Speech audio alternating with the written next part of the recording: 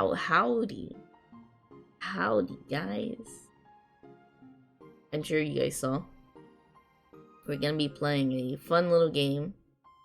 Again, I'm going in blind. I don't know anything other than this is a visual novel taken back to the Wild West.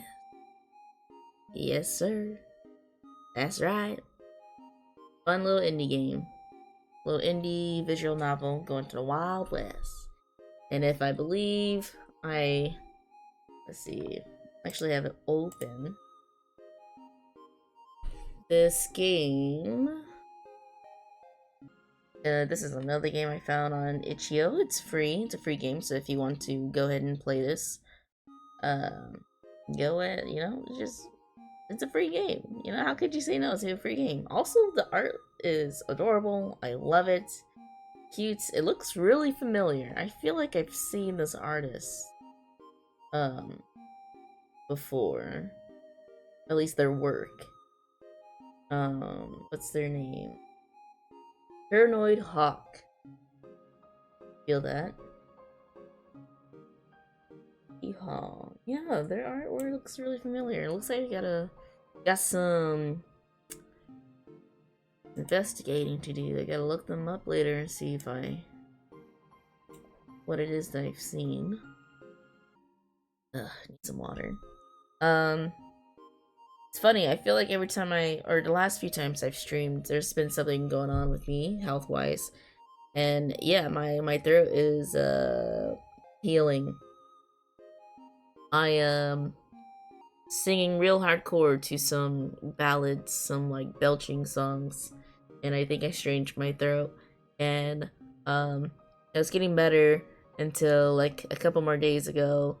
Like, I just like singing long songs, and it's nothing too crazy. It's just, in the middle of healing, you don't want to, like, do anything to accidentally open up your wounds, right? But, because I just unconsciously do it, I just sing along to things. My voice hasn't really been getting any better. Also, I have not been keeping up with drinking water, and so that probably affects the healing process, which is not good because it's annoying. It hurt at the beginning, and now it just feels like I just have like a dry cough now. Alrighty, let's do this. So I opened up the game. I was gonna just sit in the title screen, but it jumps right into dialogue.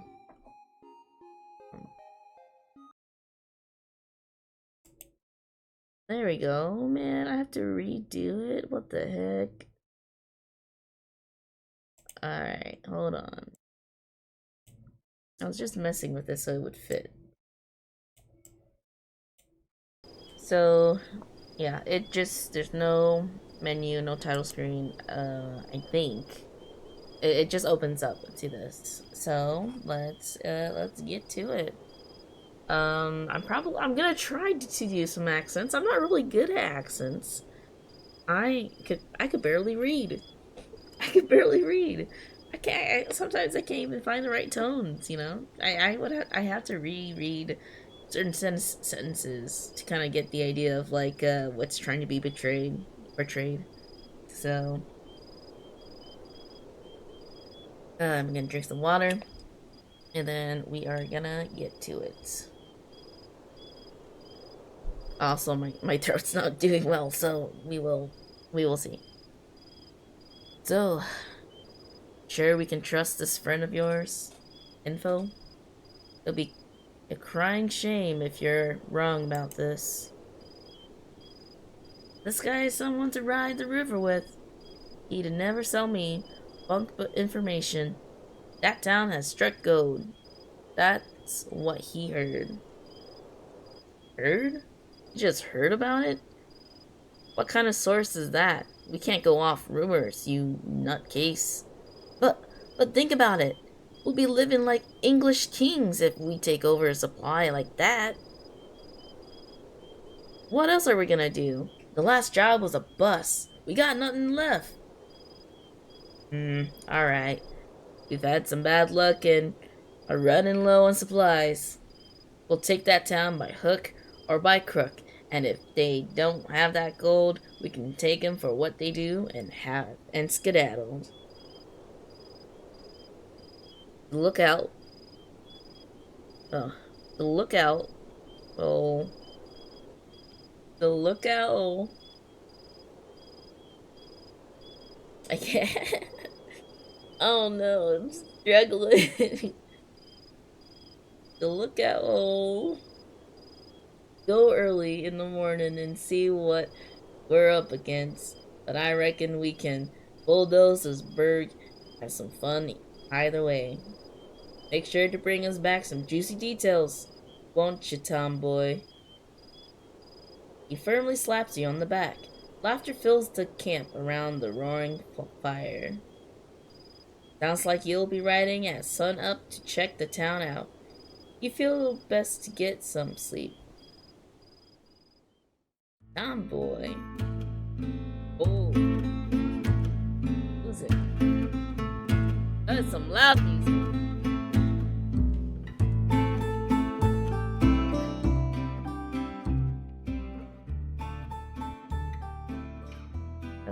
We'll do that.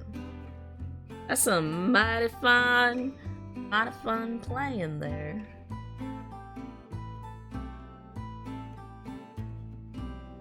That is some nice music. The desert is an orange haze, scorched sands whipped up around your horse's leg, and the sun hot against your bared back as you ride towards the town.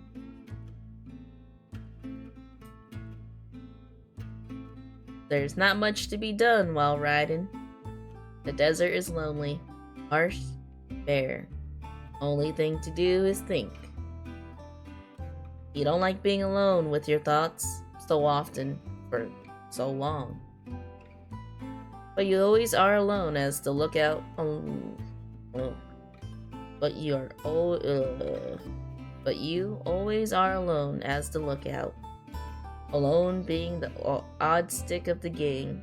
No one talks to you unless they need something. You daydream as you ride, like usual. Flights of fancy, of settling down somewhere. You're tied to Curly Wolf and his gang, though. Is it so much to ask to be able to live in peace? To not have to fight for survival?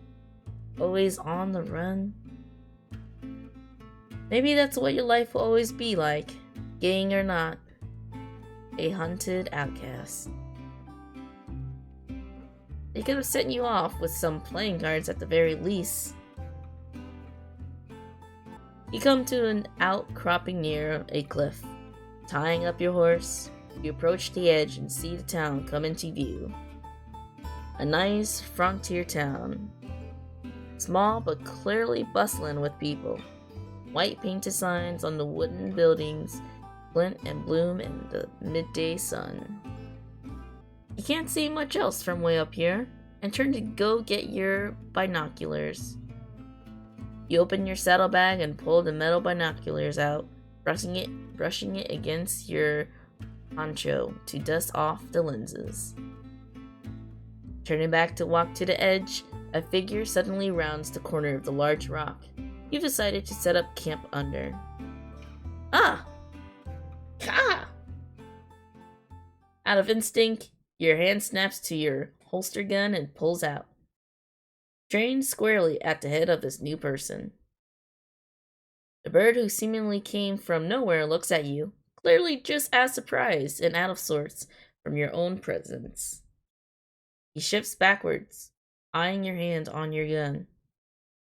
The air feels very still all of a sudden, and given you have the upper hand, you take a moment to look at who you just crossed paths with. Definitely an outlaw, like yourself. A rugged beak shining in the sun. Centrist, a face you immediately find charming.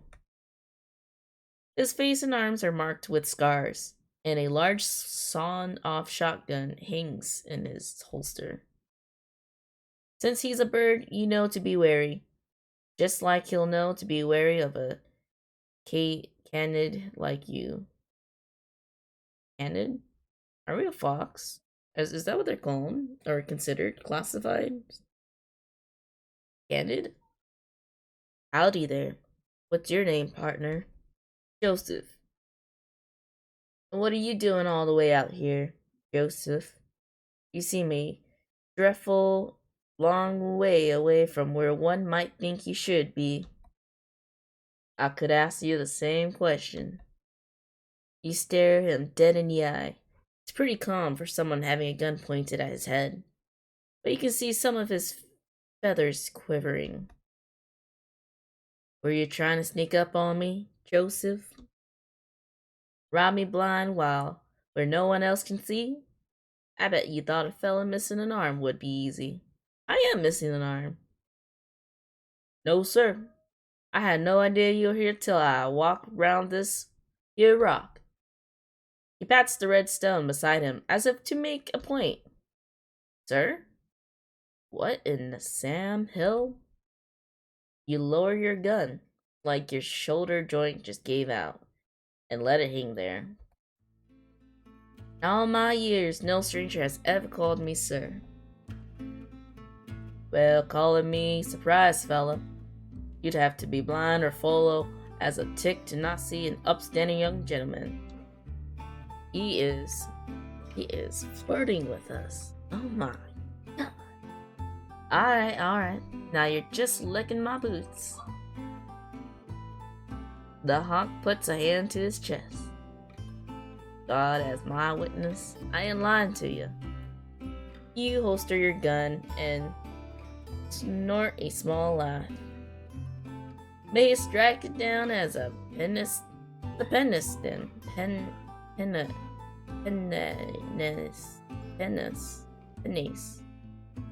May he strike you down as a penis, then. I don't know that word. What are you doing out here? Picking flowers? A smile drops from his face. He stops short and swallows, like he can't bear to say the next words. I'm part of the Black Vulture gang. I'm on lookout here to survey this here verge. That's very forward of you, considering I just had a gun pointed to your way. I'm part of the Curly Wolf gang. I'll be damned, you boys have been all over the West. What brings you right here? Oh wait, that was the crow. My bad. Much the same as you. I would imagine rumors of gold. You'd have it just right. Or wait, was that me? I'm not paying attention to names. Well, I can imagine what my boss might want me to do, coming across someone who's sticking their beak in our business. Joseph tenses up, feathers ruffled. He understands full well what you mean. If you hear screaming, my sister is also streaming or playing games with friends. And I think lately they've been playing Phasmophobia. I don't know if she's played Lethal Company yet. Anyways, Joseph tenses up, feathers ruffled. He understands full well what you mean, reflecting interests and all. But he's not here. It will be a real waste of a good bullet to use it on you. Is that an insult, or are you trying to make a mash on me? Look at them. Aww. A small jib is enough to make you stop talking and search for the binoculars you threw when you pulled your gun. Turning your face away to hide the blood rushing to your cheeks under your dark fur. You dust the binocular off again and walk over to where Joseph is standing, his eyes keenly trained on the town. You don't need no binoculars then, huh? No, sir. These eyes can see all the faces of those people down there, no problem. Oh, to be a bird. Sir, again, maybe it's just a habit of his to call people that. Say, why do you keep calling me sir? I ain't your boss. You just that much of a polite suck-up? Costs nothing to be kind on the trail. I've been found. I found. What do most call you then? You thought this might come up. of course. You're surprised it took this long for him to ask about who you are, what you are. Are we... Are we a fox? We're like a part of a wolf gang, but are we a fox? Because they didn't say we're a canine. Most would say tomboy, I would think. Or other things I wouldn't repeat in such polite company. And what would you call yourself? The question takes you by surprise. Something else no one's ever asked you. I'd called myself a man. Huh, is that so? He's gonna think you're a nut now. You just know it. You'd be better getting on your horse right now and riding back than staying another second round, this stranger. How funny. I guess we're in the same boat if I'm picking up what you're putting down. Might say that the guys at the camp don't use shove the queer to talk about money. You nod at him, unsure whether to laugh or not. Neither of you seem sure what to say now. Instead, you hold the binoculars to the bridge of your nose and investigate the town, looking down into the valley. After a spell of looking at nothing in particular in silence, you take the binoculars away from your face again, readjusting to the late morning light. You glance at Joseph's keenly trained eyes, then back to the town. You can't help but stare at the clump of a couple dozen or so buildings. You couldn't help but think about the real people's lives going on down there. Every day, deaths and celebrations, harvests, prayers. How you were gonna hurt them. How you were both gonna hurt them. I don't get it. Joseph's voice snaps you out of your staring. Why would Black Vulture want to come here? There's nothing here. No mines in use, no banks, and they sure as hell ain't rich by the looks of things. Maybe they struck a new theme. This is a miner's town after all. But you're right, something strange going on. Well, 2 sets of eyes are better than 1, right? You wanna work together? Watch my back, I'll watch yours. Deal? A huge feathered hand shoots out at you in expectation. You look at his face and you both lock eyes for a moment. You're not sure what, but there's something in his eyes that makes you feel seen. Being looked at rather than through.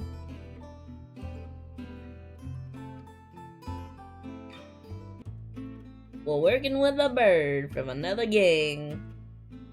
If that ain't the most outlaw thing to do, I don't know what is. You gently grabbed his hand and a second winged hand claps on and he gives your whole arm a big shake. I don't know why that was so hard to read. Whoa, careful there. Don't need to lose another. He lets go and puts his hand on his hips, smiling at you. Hey, come on now. Let's get on down there. He walks past you and heads towards a winding, rocky pathway down the side of the valley cliff. You take a moment to look at the town again, walking along the cliff edge to catch up with Joseph. Wondering if you could see how red your face had been under your black fur.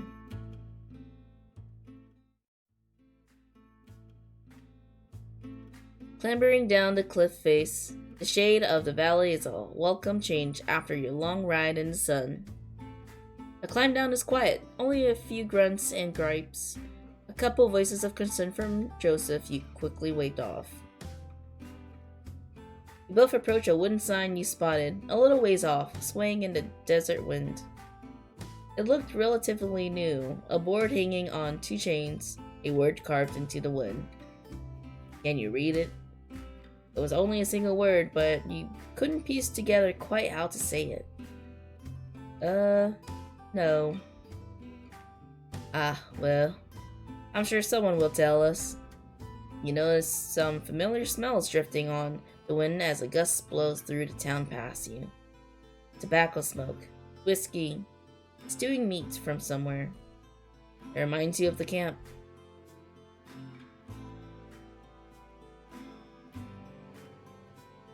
Walking more into the town, you get a better look at the buildings that were just dots up on the cliff. There was a saloon at least. Seemingly one of the older buildings in the town. As well as what you guess was a sheriff's building, although the sign outside looked to be busted up. Everything else you could see from there seemed to be houses and whatnot. Leftovers clearly made by miners, not built to be sturdy or last long, but had been fixed up to be livable for folks. Clearly the people here like this place, and if they get a whiff of why you're both here...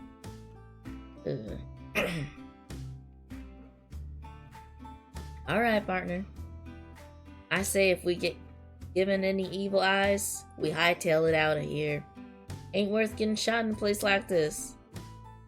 Sure thing. We got each other's backs, remember? You nod at him. We'd best be talking to people. Daylight's burning. Oh, here comes someone now. Sure enough, you see a short figure approaching you from the sheriff's office. You hear the pound of a cane on the dirt as they limp towards you with a vigor in their step. When they get closer and the haze of the desert heat obscures them less, you see a smartly dressed old lizard standing before you both. Cane in one hand and a metal flask in the other. Howdy fellas, I'm Sheriff. Welcome to Clemency. Pleasure to meet you, Sheriff. Question mark? He gave the lizard an expected look, waiting for a name. My name is Sheriff. Just Sheriff. That's all you need. And what do you call yourselves? My name's Joseph, and my associate here is... He gestures toward you and turned to look at you, a subtle panic running across his eyes. You realize that he just realized you never gave your name. What is your name? Oh my god, what is my name? I like Robin. That'd be Robin Banks. Oh ho ho! What's my name?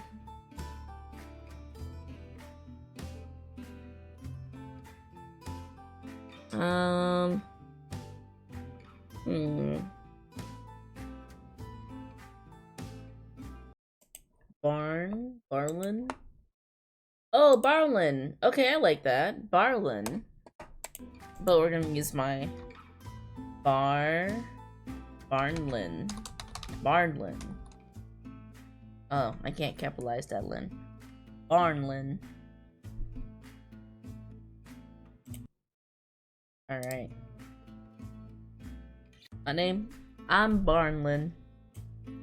That's gonna be something. I'm Barnlin. Pleasure to meet you.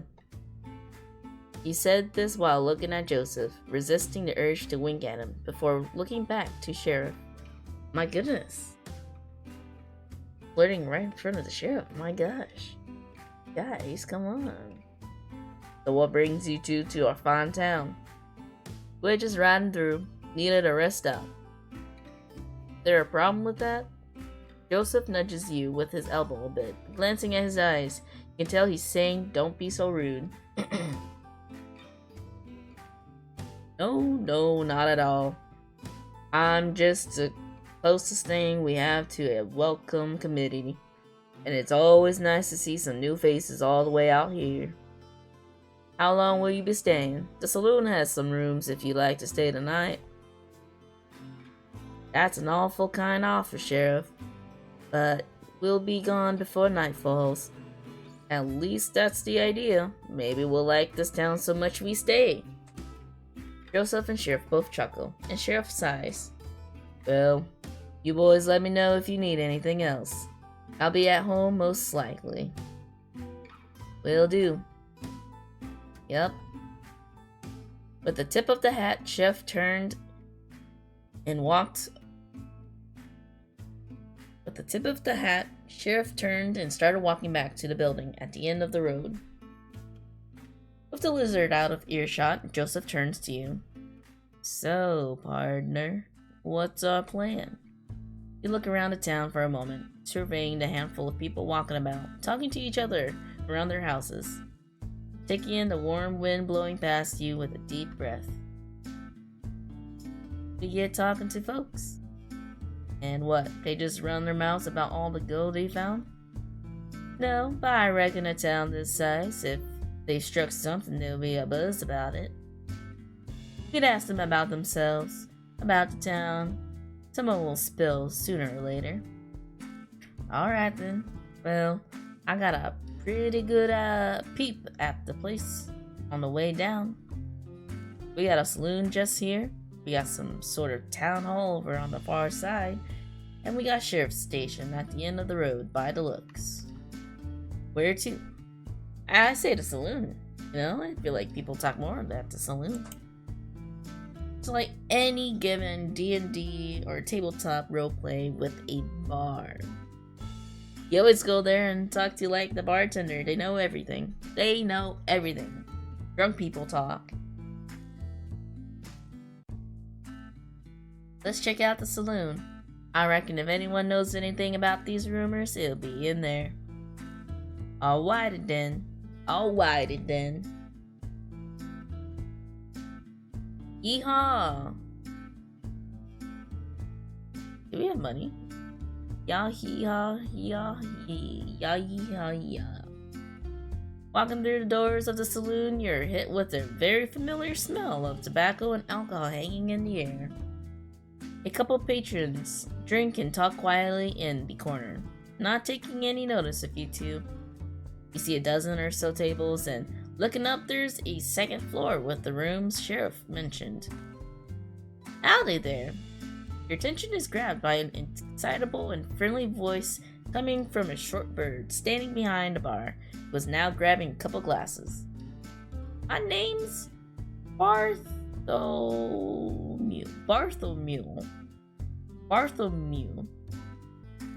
Wait, am I saying that right? I feel like Bartholomew. I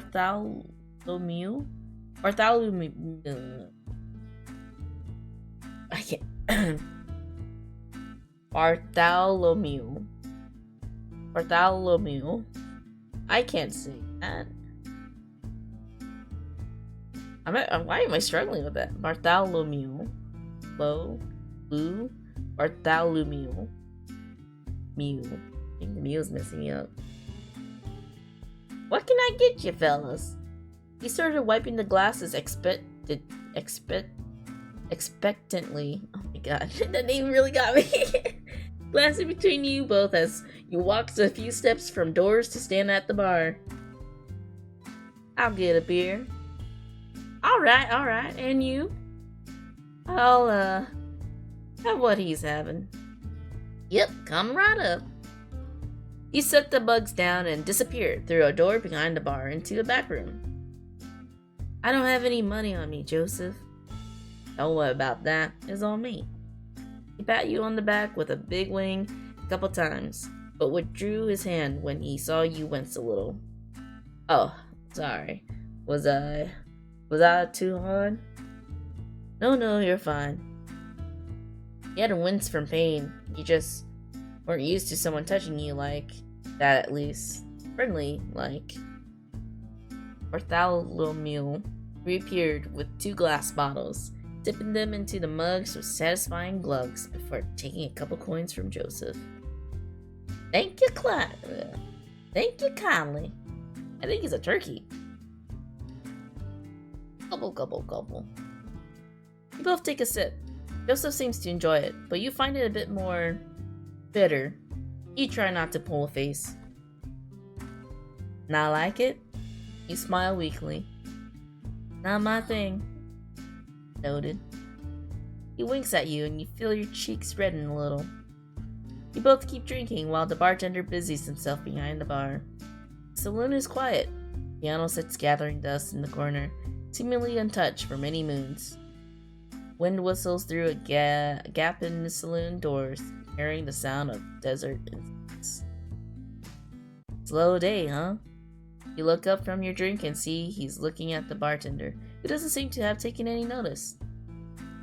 He glances at you both and realizes rather sheepily he was being talked to. Oh, beg your pardon. Slow day? Nah, this is about the usual. It's a lot more lively in the evenings when the sun goes down. Everyone comes here to take a load off. So you know everyone here pretty well then? Well, of course, not exactly a big town. We're a pretty tight-knit lot here. Why is that? This is a mining town, right? These places usually explode with people. Well, can't say I know much. He looks oddly unsettled by your question. How long you lived here for? Dang, man. Our character's socially awkward. I relate to that. He perks up again from whatever you said that troubled him, the brightness returning to his voice. Oh well, I say somewhere close to 8 years. That's a darn long time. Yeah, I suppose it is. What made you stay? Oh, wait, that's me. What made you stay? Never mind staying. How'd you even find this place? I never even heard it till we stumbled past. Bartholomew's cheery smile dropped a little, morphing into something more wistful. Like the face of someone looking at an old, now bittersweet photograph. You boys ask a lot of questions, don't you?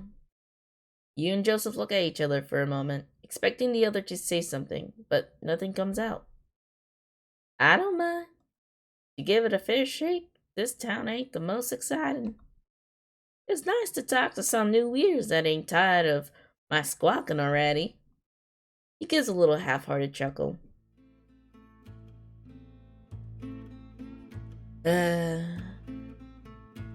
Story time. Well, I found this place because I heard about their bingo. Like a lot of folks, I was fixing to get my fill. He and Joseph about leaned in a little at the mention of gold. My fiance was running away from home, and I was going with him. We thought we'd go out west and make our fortune. Looking back on it, I get why so many called us foolish. I might have been one of them if it were the other way around. But we had our hearts set on it. We followed the road by wagon, and it was damn tough. Hellish, even. Thank our lucky stars we made it here too. Clemency on a wing and a prayer. That was when we finally felt like we were foolish. When we got here, talking about gold, we almost got ran out of town. I don't know the details, but there was a lot of trouble here when miners ran this place. No one's been digging for decades now, but words hadn't traveled far enough it seems to let us know at the time. Our first sheriff told us to leave. Didn't want no more of our kind causing trouble. But when sheriff saw how stuck we were, how we had nowhere else to go, how rough the journey had been on us, sheriff was nothing if not kind. But see, we weren't troublemakers. Just wanted a better life somewhere.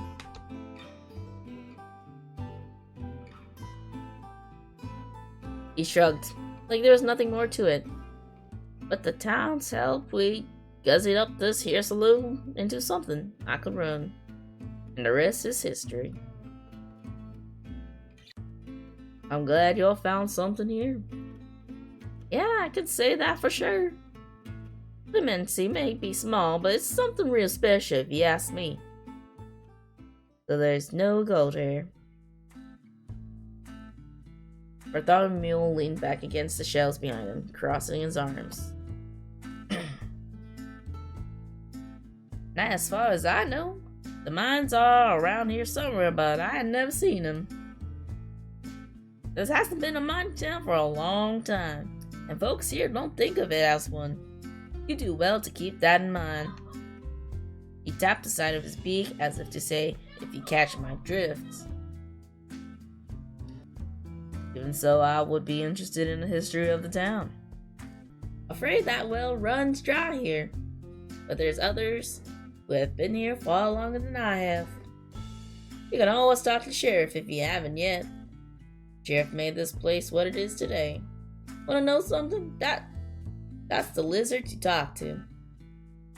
Thank you, Bartholomew. No problem. It's my pleasure. Bartholomew stood up from his lean and stretched his back and arms a little. Slinging his cloth over his shoulder, he picked up a small clinking and rattling box before walking through the back room. Daylight's burning. I think we best get going. Agreed. He stood at the bar and waited a moment while Joseph downed his beer. And then yours too. Hope you can hold that. Oh, please. How little you must think of me. Only a couple beers. You should have seen me at the Long Branch and Dodge. Drank the entire gang under the table. Can't help but smile at his cockiness, unsure whether to believe him. You briefly think back on the times the gang had gone to bars. You were always told to stay outside, don't wander off. The dog on a leash waiting for a master to come back, staring into lampless streets and hearing the braying crowds all around you.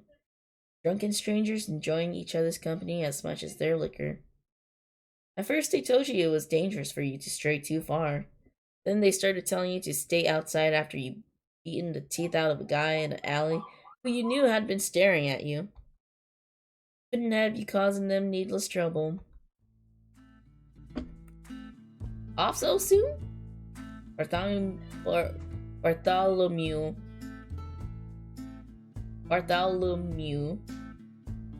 re-emerged into the bar, looking expectantly.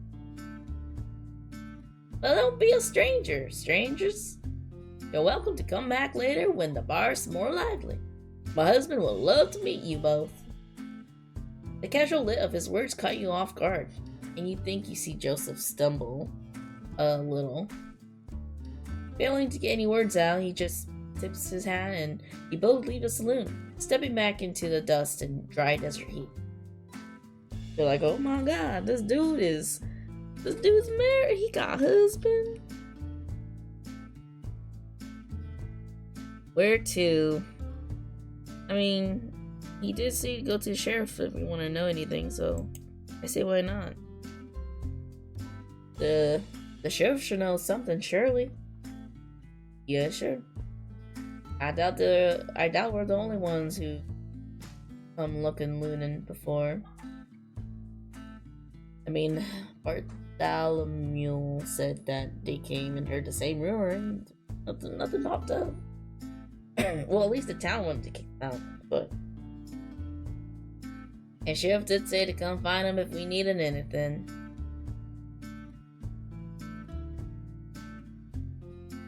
You walked the same direction you saw Sheriff leave. Down towards the closest edge of town, through what might be considered the main street where this town bigger. What? Down towards the closest edge of town, through what might be considered the main street where this town bigger. Sheriff's Town is modest. One of the smaller buildings in town, a short, square stone block with barred windows and a lopsided wooden door.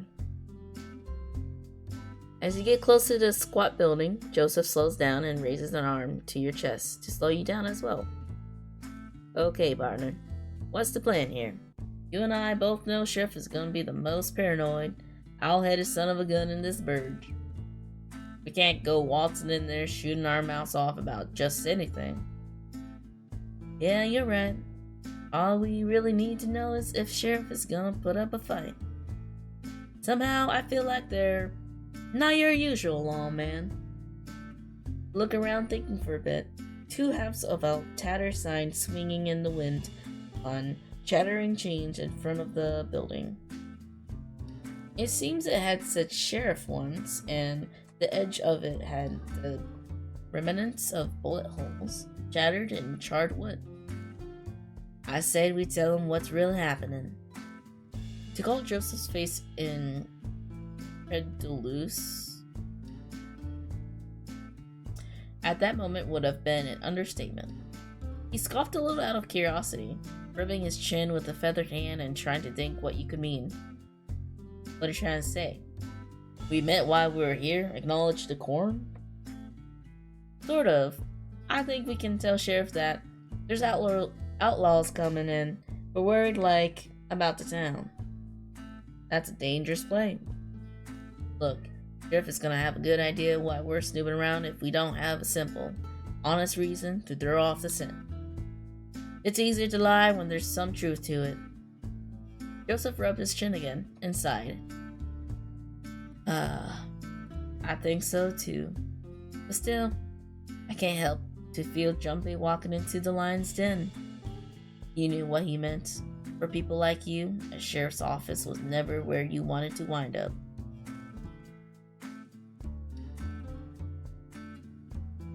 Walking into the office together, Joseph ducks to clear the doorway. You find the inside to be much more well kept than the outside, which had clearly seen some wear and tear in its time. Sunlight and dust in equal measures came in through the windows, landing upon the desk of Sheriff, who was currently rapidly filling a piece of paper with a pencil in his hand. After you close the door behind you, you both wait for a few seconds for Sheriff to notice you. Or you can politely knock on the closed door for attention. Sheriff raised a finger on a pencil holding hand to ask for a moment's more waiting. This was followed by a hasty scribbling onto the end of the piece of paper, or the pencil was thrown onto the desk with little regard. I don't know if you can hear it, but my throat's getting kinda getting there. Getting there. Two keen eyes landed on you and Joseph. Howdy there, fellas. Thought I might be seeing you again. Howdy again, Sheriff. Now, what can I be helping you both with today? Well. Joseph turned to you, locking eyes. You saw the slight wild panic of someone caught in a trap and looking for a way out. Do you protect this town? Sheriff looked miffed, unsure how to respond. Like someone had just been asked if the sky was blue. As much as anyone else who lives here, yes. What does that mean? I thought you were a lawman. Sheriff regarded you with some annoyance, still seemingly puzzled over what you were asking. I think I see the confusion here. I'm not a lawman. In fact, I said I'm not a man at all. Or a woman. Sheriff kept looking at you both, trying to gauge your reaction. Whether you could be trusted, he guessed. My name is Sheriff. That is the moniker I've chosen. I'd ask you kindly to refer to me as so, or not at all. Joseph tips his hat politely. Not a problem, Sheriff. You run this town then? That would also be a no. I'm a founder, you might say, but I don't solely run this town. You boys are asking some real strange questions. Is there something I ought to know? Joseph had faltered, and now you did too. This isn't what you just planned. You're just saying the first things that came to mind, fixing on Sheriff with a calm pair of eyes, but a shakiness in the knees. Maybe you hoped Sheriff would say something that would change things. Change what you were both there for. Before you could fall over, Joseph placed a hand on your shoulder, and you tensed before you gave it a light squeeze, stepping in. We heard from some other fellas on the trail that there were outlaws around, coming this way even. I see. Well, you boys shouldn't worry. We know how to carry ourselves in clemency. We don't get trouble around here often, but we make sure to run them off before anything starts. So you've been here a while then? Yep, ages. How'd you end up living here anyhow? What's the story? You said you're some kind of founder? Don't get twisted now. I'm not really a founder. Well, hard to explain. I used to be a marshal. Got sent here 30 years ago already? And you liked it so much you stayed. Joseph gives a little bellow of a laugh, but Sheriff is much more half-hearted. No, well, I wish I could say that things back then were as good as they are now. Sheriff stood up, grabbing the cane by the desk, then thumped softly as Sheriff started pacing a little through the small office, stretching stiff legs. You boys know this used to be a mining town, right? Of course. Well, I used to be the lawman of this mining town. Greenhorn out on their first assignment, trying to keep the peace here. What a joke. Sheriff. The miners had it out for each other. There was nothing but bad blood and gold fever. I learned all too well during that time what it looks like. Gold fever in the eyes. And what people will do to satisfy it. That town was a constant powder keg. And I was only one marshal. Felt like there was nothing I could do. I felt like I needed to do more. I needed to do something to calm the place. I asked the marshals who sent me. They don't give a hoot. If anything, they tell me to keep hands off. Let them figure it out themselves. Shoot them if they step too out of line. That never sat right with me. If there's something you should know about me, about how I conduct my business and take care of this town, it's that I care about justice. Real justice. Not the justice others suck up to, claim to care about. I learned very quickly that the law is not about real justice. Ooh, that's so real. That's so base. Sheriff enunciated those words, said with such fire, with bangs of the cane on the floor. The law of the marshals is not, the justice I recognize. It's why I took on the name Sheriff. I wanted the name for myself. They didn't deserve it. Strange, I know. Thank the Lord, much good he's done me, that I met at least one like-minded in that town.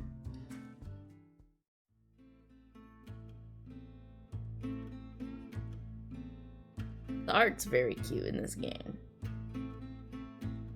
Sometimes in the winter, we had a caravan arrive in town.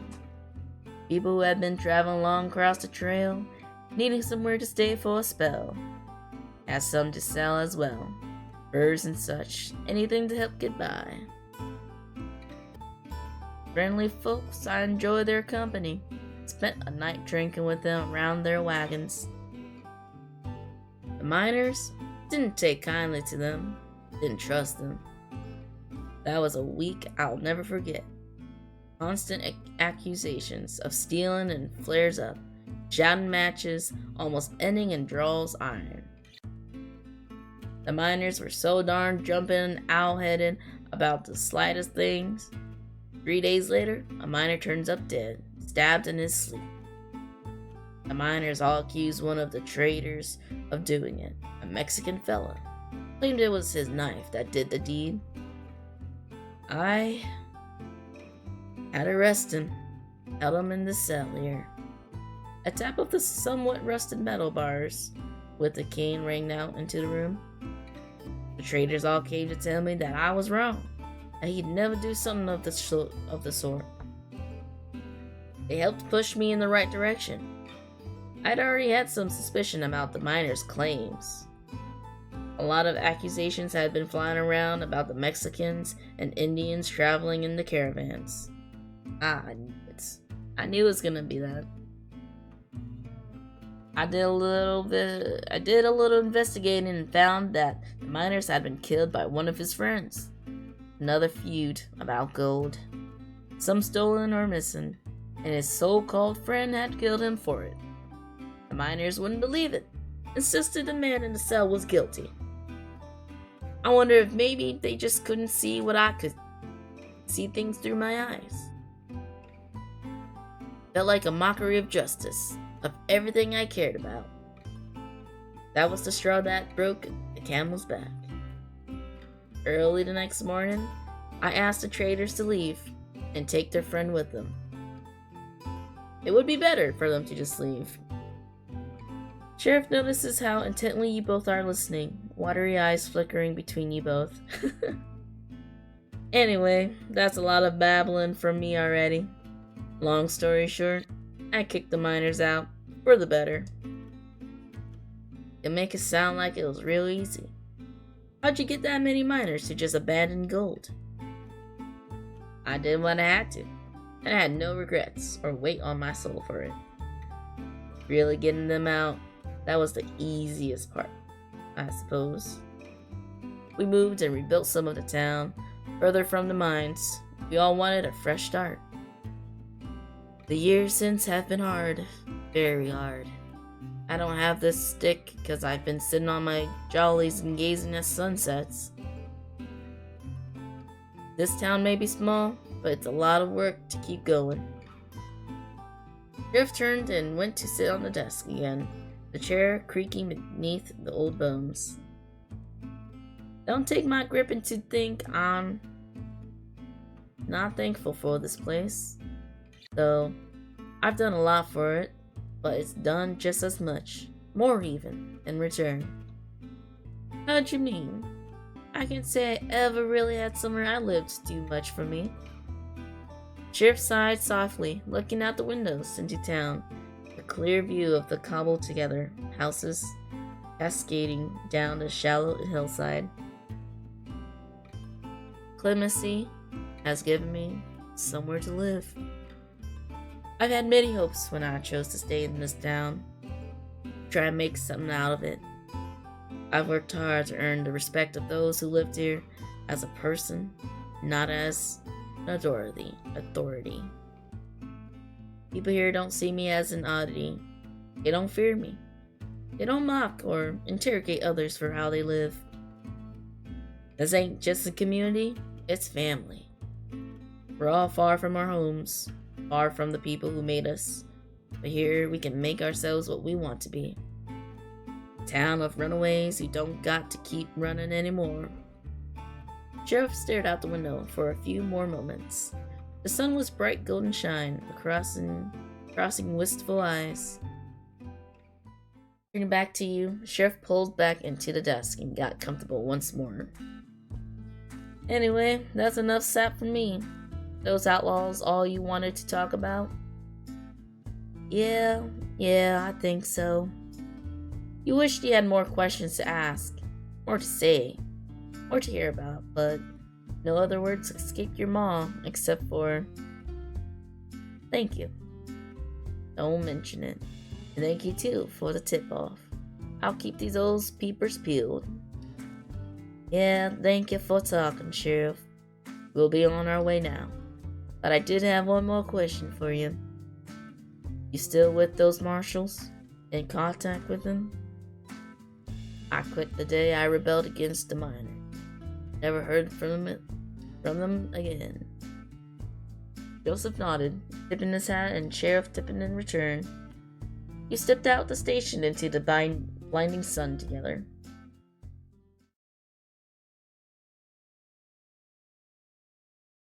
The dry desert air is warm in your lungs. Blazing afternoon sun bakes the ground beneath you as you walk near the edge of town again. Your throat feels tight, feet sore. There's a gentle pounding of blood in your head, accompanied by a familiar piercing ache. Everything seems hazier than it usually is. Thoughts are swimming. You're fine. Just keep walking. You almost bumped into Joseph as he stopped short, looking around again, searching for anything you might miss. You look as well, but the sun seems too bright somehow. You look down at your feet to shield your eyes, staring at the tiny duns of your footprints in the dust. Alright, so where to now? I think there's only one place of interest left. You heard what he said, but it didn't quite stick with you. Um, yeah, sure. Should we get going there then? Again, hearing, but nothing stays. Your thoughts feel like just hot fish wriggling from your hand. Uh, hmm. Alright then. Let's go. Yeah, let's keep moving. Joseph starts walking away and you follow. You try to follow. Your feet move, but they don't land where you want, and you stumble a little. Oh no, are we dehydrated? Joseph looks around at you as you stand there staring at your feet again. Hey, what's the matter, partner? Huh? I feel a little dizzy. You doing alright? Didn't say anything. He placed his hand on your shoulder and twisted you to face him, looking down into your face. Yeah. You're looking a little sick there. Let's go sit down a spell. I think we're a little dehydrated. He started walking with a hand on your shoulder, guiding you over to a ledge with a shallow drop you could both sit on and hang your legs over.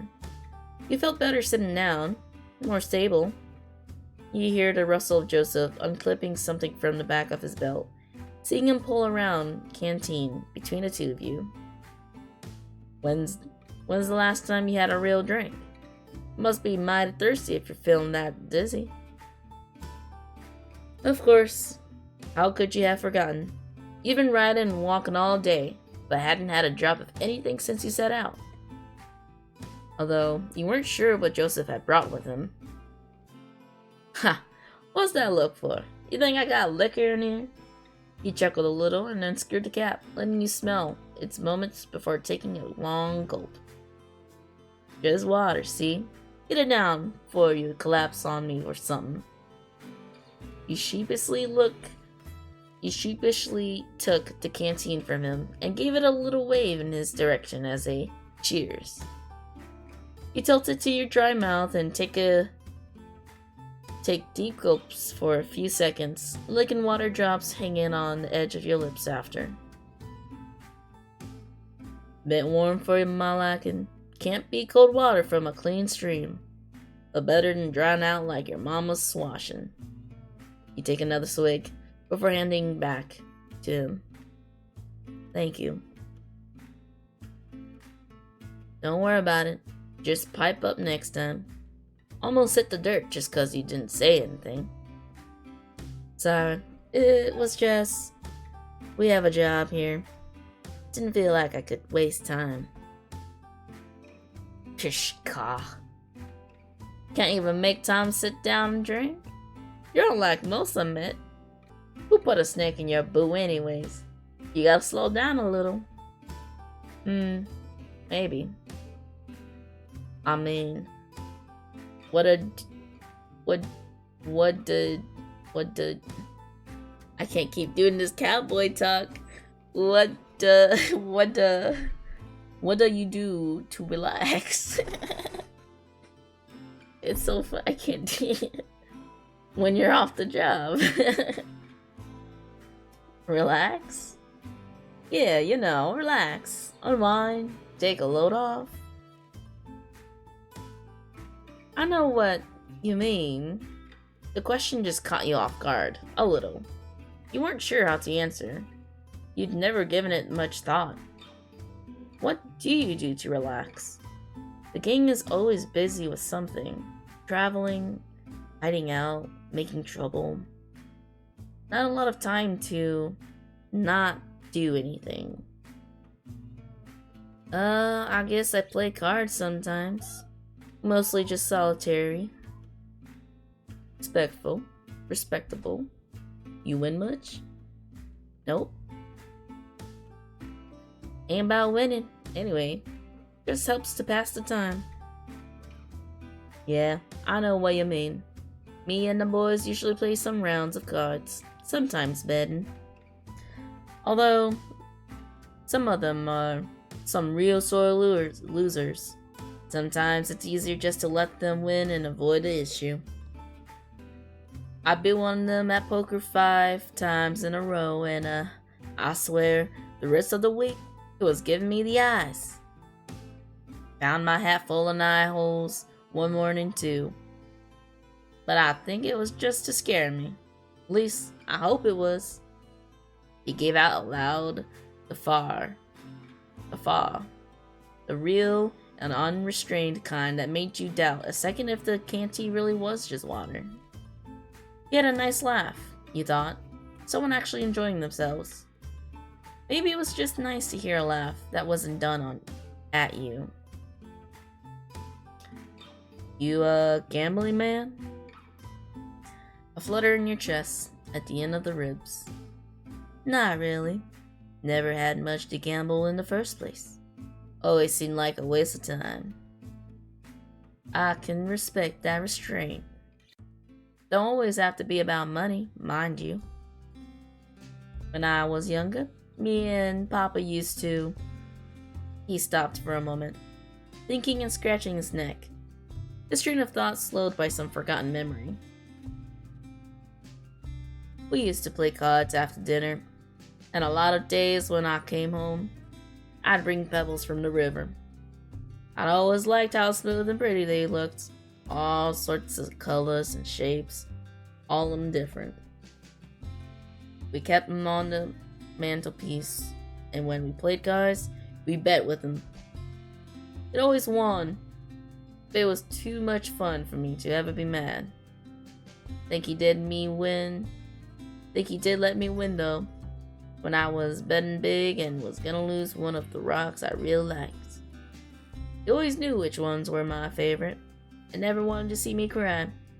Ha! Can't think of any other reasons he would have lost to me.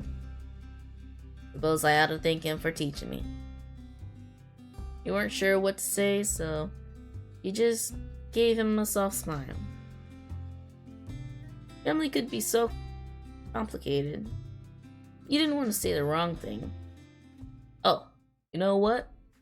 He dug into a pocket and produced a tattered-looking packet in his hand that you recognized to be playing cards. How about some vintage...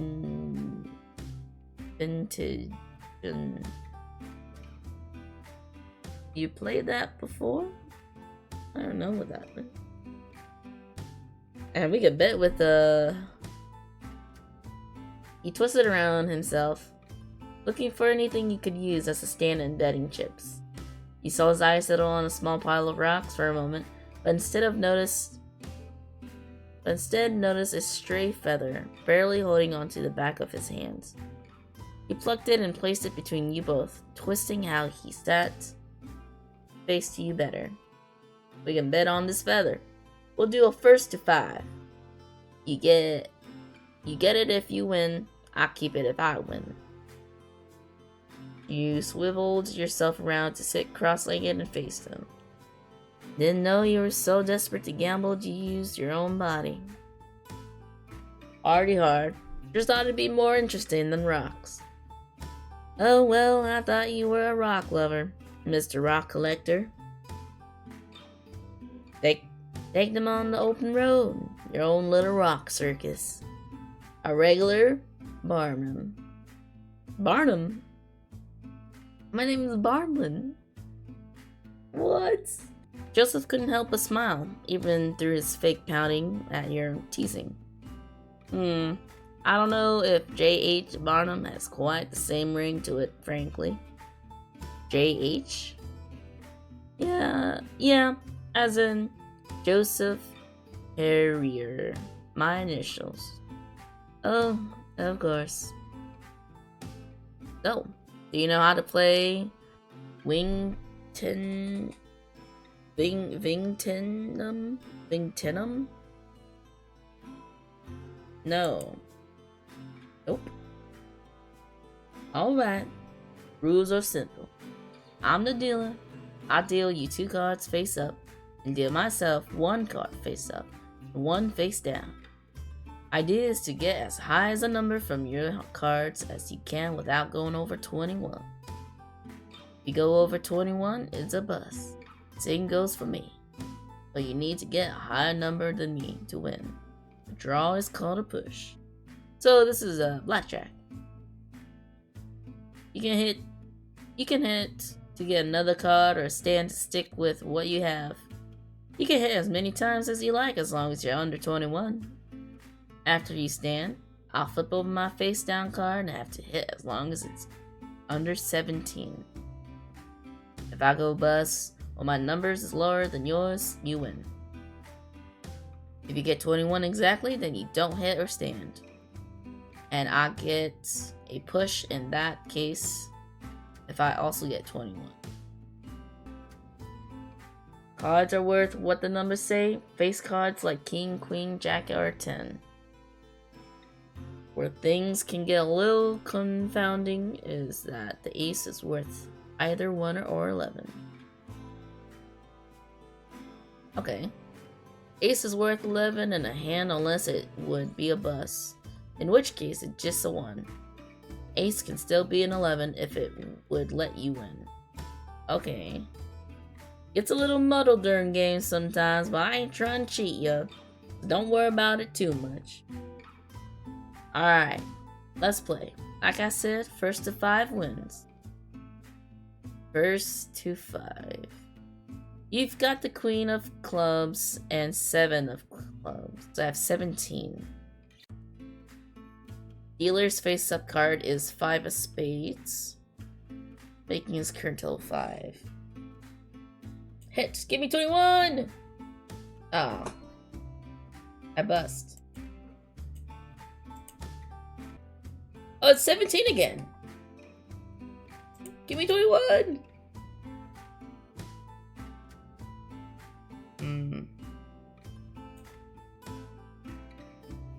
Damn.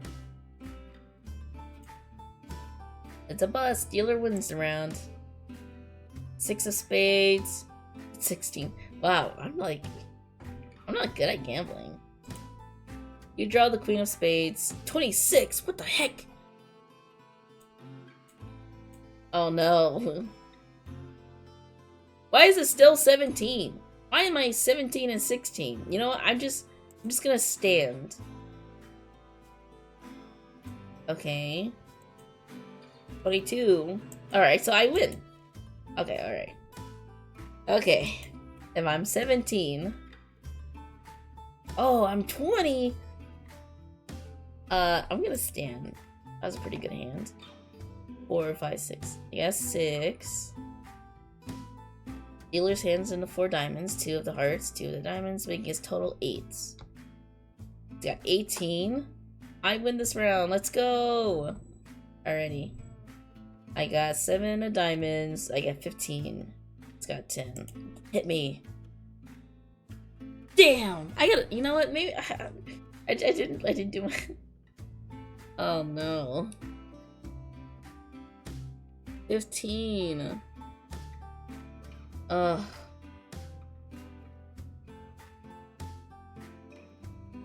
Do it again. 18. Okay, we're gonna stay at 18. Total's 14. Total 14. Bust him, please. 20. He beat me! Oh, man. Wow, I'm really bad at this. Sorry, Buckle. House always wins, huh? Ah, well, it's still a game of luck. End of the day, we played, sir. He picked up the feather, but to your surprise, held it out to you. Here, take it. But you won. Well, I don't have much use for a stray feather, do I? Got plenty of them anyways. You keep it. You took the feather in your hand, twisting the smooth quill back and forth a couple times between your thumb and forefinger. It was thin and tapered, the color of coffee. Thick, uneven stripes of cream white ran all along it from the middle. Thank you, Joseph. Don't mention it. You pocket the feather carefully. We should probably get back to it. Long as you're happy to and can stand steady. I'm ready to. You swung yourself onto your knees and stood up with a sprightly jump. Alrighty, let's get a wiggle on. Yes, sir. There might be a meeting that we can drop in on town, blah, blah, blah. Let's save this. Howdy, cowboys. Howdy. I need some more water. But I think I'm just gonna end it there. My voice is, my throat is not feeling too well. No, this is cool. I like this. I like finding small little games on, Itch.io. You just never know what you're gonna run into. It's always so fun. It's always exciting. Well, that will be it for tonight. Or today. Afternoon. Whatever time it is. Thank you all for coming by. And I hope to see you guys again soon. We're going to continue with this to see where our cowboys or outlaws and what they're going to do and how it's going to turn out. Thank you again for coming by. And I hope to see you guys next time. Have a good day. Have a good night. Wherever you are. Take care of you guys. Take care of yourselves. Bye.